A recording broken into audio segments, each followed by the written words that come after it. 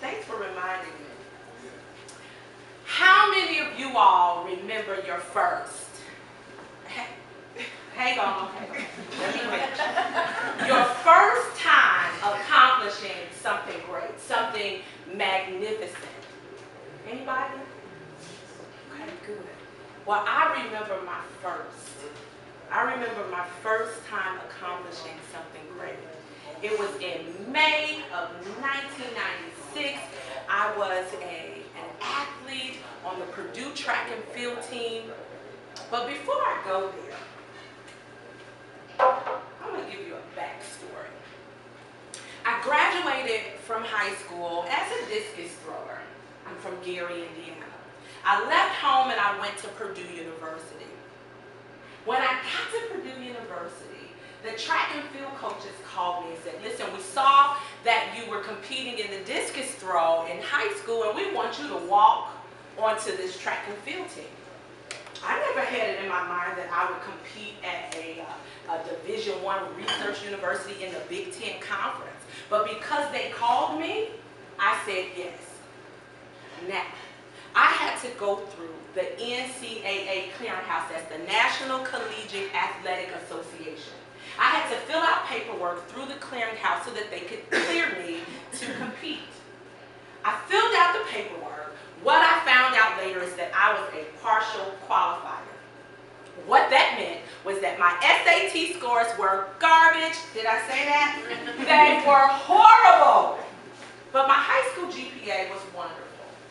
So that required me to sit in this, what was called Proposition 48 category. And at that time, I could not compete with the team. I could not put on a Purdue uniform. I didn't have equipment, and I had to lose 1 full year of competition. I said, okay, no problem. They invited me to walk onto this team. I am going to do some damage, right? That's me. I'm going to do some damage. So I spent that full year working really hard and really diligently. I had discipline. Gumption was rising up in me, and I said, listen, I'm going to do this thing. I worked out, and the next season, which was the 1995-1996 season, I had the opportunity to compete. Now, what I didn't tell you is that there were 5 other throwers who were scholarship athletes that were ahead of me. And it's okay. I didn't travel with the team. I stayed home to compete, and I was okay with that because each meet that I competed in, I increased every single throw. I'm going to fast forward to the end of that season. The end of the season is always your Big Ten Conference meeting. This is outdoor season.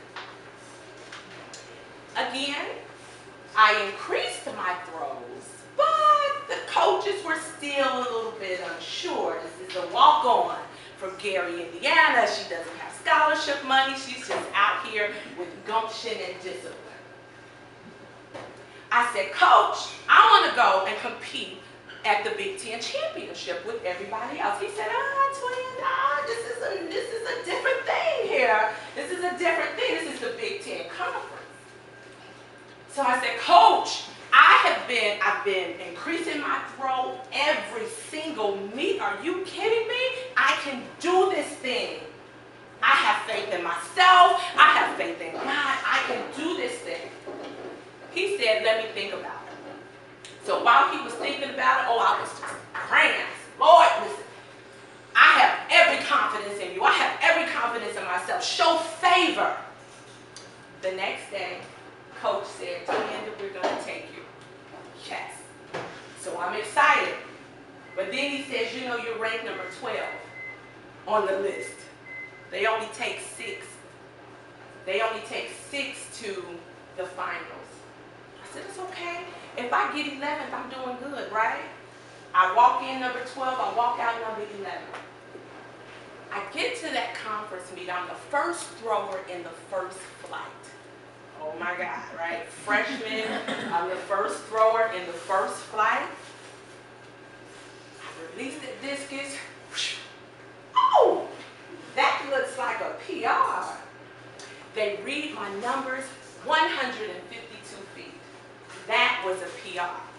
I lead the competition through the entire competition until the last throw. The senior who was supposed to win, she threw 168 at one. But I got second place. That was the start of this championship mindset. This is my second place plaque here. That day, I gained some confidence. I was empowered to keep going. Now I know second place is not first place. I think Nelly had this song that says, I am number one. 2 is not the winner, and 3 they never remember. But I was still a champion. And let me tell you, in order to be a champion, in order to be empowered, you have to do 2 things. There were 2 things that were required of me. The first thing is that I had to have a high level of belief. Champions have high levels of belief. I had a high level of belief in God, and I had high levels of belief in myself. Said another way, you have to have high levels of faith and high levels of self-efficacy. Now I'm going to get there. Let me share a little bit with you about this high level of faith. And I know we're not in church, but this is a part of me. This is a part of me being a champion and living a championship lifestyle. If you want to stretch yourself, and if you want to walk in a championship mindset and be a champion, be, do, and have more, you've got to tap into a spiritual being. I happen to believe in Jesus Christ, so I'm tapping into his Father, which is God, right? So in order to do that, you have to believe that he is. That's the first step. That was my first step. I believed in God. I had this confidence in God. The second thing is I had to have faith the size of a mustard seed. And this wonderful book that I read a lot says that there's this thing called now faith. Now faith is the substance of things hoped for, the evidence of things not seen. For by it the elders obtained a good report. I was looking for a good report on that day. So that's the second thing. The third thing you have to do is ask some questions. Now listen, I'm not telling you to ask negative Nancy, and I'm not telling you to ask procrastinating Paul. You've got to go to God and ask God to download strategy and to equip you to execute. Executing is a verb. You got to do something. You can't just say, okay, I have this high level of faith in God, and I'm just going to believe that it's going to happen. No, you've got to do some things. I'm going to move on to self-efficacy. There's a social psychologist by the name of Albert Bandura. In the 70s, he coined the term self-efficacy. And he basically said this means that it's one's own belief in your own ability to accomplish a thing, to be successful, to handle your business. That was me, handle your business. Okay? So high levels of self-efficacy. What do you believe about your ability to succeed? What do you believe about your ability to shift where you are to where you want to be? Here's some strategy for you. In order to increase your levels of self-efficacy, you're going to have to do 3 things that I'll share today. And these are things that I did. The first thing I did was I took small goals and small tasks.